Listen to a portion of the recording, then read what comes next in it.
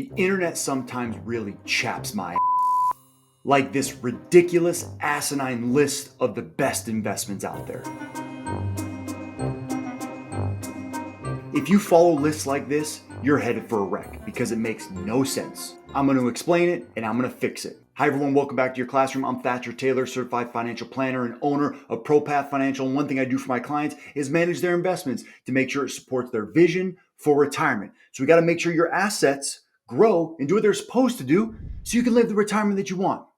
And lists like this are not going to help you get any closer to the retirement that you want. It's like someone grabbed a bunch of financial words and threw them together without even thinking about the bigger picture. So thank goodness I'm going to come to the rescue and I'm going to save you from really ridiculous lists like this so you'll know when they pop up in front of you, oh, that's stupid, and you can throw it away. So let's break it down, not just to critique it, but to learn together. So let's take a look at this list. 1 through 11. The 11 best investments right now. Number 1, high yield savings account. Number 2, certificate of deposit. Number 3, government bonds. Number 4, corporate bonds.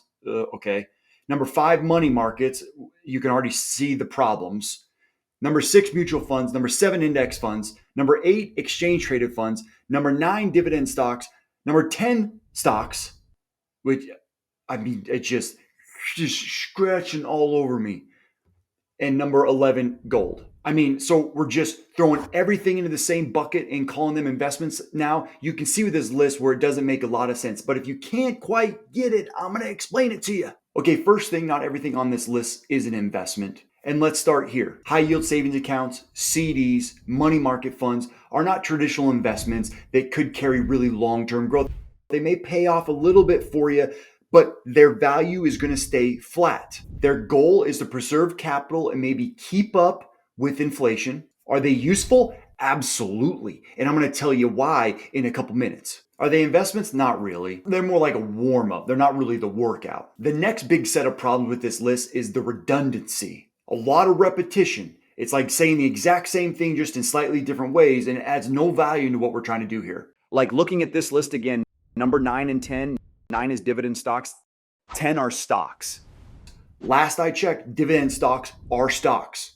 It's just the company decides to pay out free cash flow in the form of a dividend instead of reinvesting it in the company. That's like saying fruit is one investment and a banana is another investment. Fruit is one investment and apple is another investment. No, they're both fruit. My next point would be redundancy crisis is mutual funds, index funds, and ETFs. This is wild. Mutual funds, index funds, and ETFs are not exactly the same, but they are so close. Money market funds, in addition, they were higher up on the list. Money market funds are mutual funds, but money market funds are built to keep a dollar.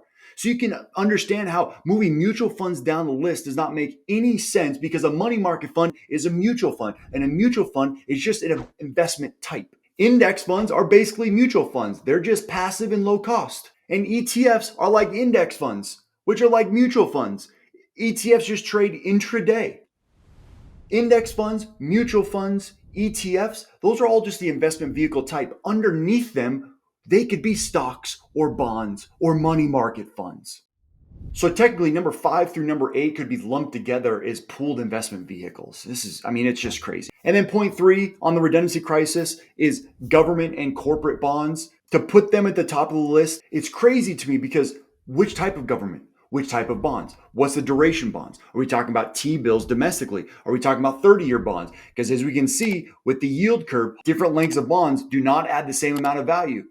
In addition, CDs, money market funds, treasuries, high yield savings are all based off the short-term lending rates or the treasury bills based off the Federal Reserve. So closely related. And then for corporate bonds, are they investment grade? Are they junk bonds? Are they good companies? Are they bad companies? What's the default rate? What's the credit rating?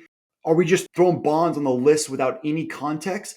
That does not make any sense. The real problem with this list is there's no purpose, there's no plan. It doesn't take into account goals or time horizon or the purpose of the investment vehicle. So here we are, let's rebuild the list. This is what you're all here for. We're gonna rebuild the list. Instead of the 11 best investments, we're gonna regroup it in a way that a high quality financial planner would. Into capital preservation, income and stability, and growth potential. Under capital preservation, we're going to put things like high yield savings, CDs, and money market funds. Those are built to preserve capital and earn a little bit. So it's for money that you may need in the short term or should be used as a protection account.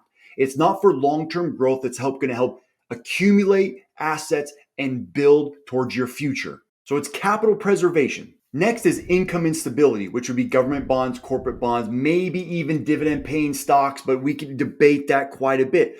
But government bonds, corporate bonds, or dividend paying stocks, which I'd probably put those in the growth category anyway, they could be in a mutual fund, an ETF, or an index fund.